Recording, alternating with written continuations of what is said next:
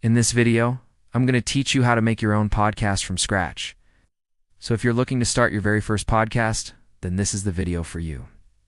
So let's jump in. Hi friends, welcome back to another episode. Now if you're new here, I'm a filmmaker and entrepreneur based in London. And on this channel, we talk about everything and anything to do with audio, video production, and entrepreneurship. So if those are things that interest you, please make sure to subscribe so you don't miss out on any of our future videos. But today we're talking all about podcasts.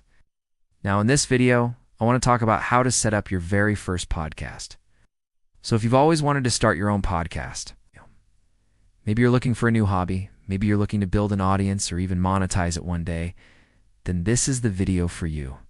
I will be talking about all the equipment that I personally use to record my podcast. You can check the description below for all the links to the products that I'll be showing. And just a quick disclaimer, this is not a sponsored video in any way. I'm just going to be talking about the gear that I use on a day-to-day basis. So before we get into recording the actual podcast, there are two very important things that you need to figure out. The first is what you're actually going to call your podcast, and the second thing is what your podcast is actually going to be about. Essentially, you want to figure out what niche your podcast will be in. For example, my podcast is called Honest Creators, and it sits in the entrepreneurship and creativity space. It's basically a chat between myself and other creatives where we discuss everything business. But from a creative perspective. If you haven't already, then I recommend searching for podcasts that are similar to the one that you want to start. This will give you a better idea of what other podcasts are doing well in that niche. It also helps you understand what you might have to do differently to stand out. Once you've got the name and the niche of your podcast figured out, then you can move on to the fun part, which is buying all the gear. In my opinion, there are three main pieces of equipment that you need when it comes to starting a podcast. These are a microphone, headphones, and a computer. So the first piece of equipment I want to talk about is the microphone. This is probably the most important piece of gear that you buy because at the end of the day, a bad mic will result in a bad recording. There are two main types of microphones that you can choose from, dynamic and condenser. A dynamic microphone is best used if you plan to record in a noisy environment. On the other hand, a condenser microphone will give you better audio quality, but doesn't handle background noise quite as well. Now, my personal recommendation would be to go for a USB microphone as opposed to an XLR one. This is because a USB mic will plug directly into your computer with no additional equipment needed. They're also a lot easier to set up.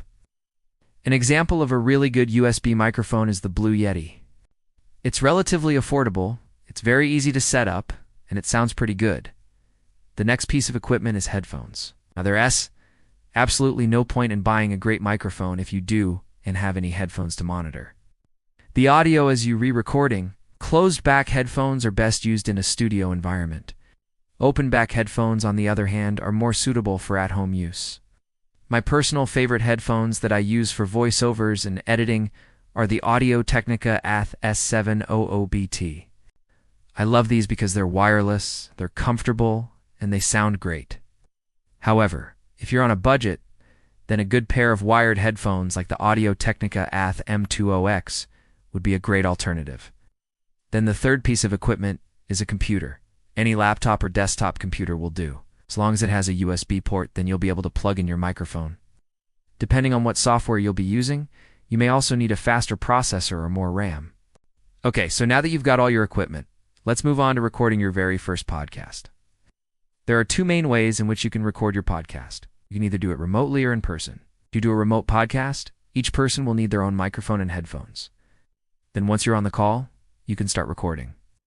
The easiest way to do this is by using a free application like OBS. Alternatively, if you prefer to record in person, then you will need one microphone and one set of headphones per person. I'd recommend using a boom arm to hold the microphone. This will allow you to move the microphone closer and further away from you as you're speaking. So once you've got all that set up, let's talk about the software that you'll be using to record your podcast. There are a number of different programs that you can use, but today I'll be talking about two of them, Audacity and GarageBand. Audacity is completely free, which makes it a great starting point for beginners. However, it is a bit clunky to use, and it can be quite difficult to navigate, especially if you've never used it before. GarageBand, on the other hand, is much easier to use, and it's completely free. However, it is only available on Apple devices. Both of these softwares will allow you to record your voiceover and add music and sound effects to your project. Once you're done, you can export your file, and you'll have your very first podcast episode ready to go. Now that your podcast is recorded, the next step is to edit it. Editing your podcast is essentially like adding music. Sound effects and intro and outro messages to make your podcast sound more professional. There are many different softwares that you can use to edit your podcast, but today I'll be talking about two of them: Adobe Audition and Logic Pro.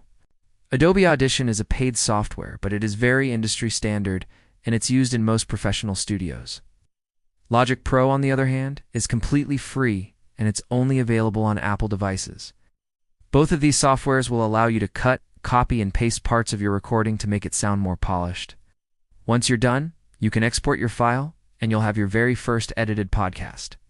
Once your podcast is edited, it's time to upload it to a hosting platform. A hosting platform is essentially a place where you can store your podcast episodes. Some popular examples include Buzzsprout, Anchor, and Podbean. All of these platforms allow you to upload your podcast for free and distribute it to various directories like Spotify and Apple Podcasts. Most of these platforms also allow you to collect listener data, which can be helpful if you're looking to grow your podcast. And finally, we're on to publishing. Once you've uploaded your podcast to a hosting platform, it will then be distributed to various directories, such as Spotify and Apple Podcasts. From there, anyone will be able to listen to your podcast. Now, if you're looking to promote your podcast even further, you can also share it on social media or embed it on your website.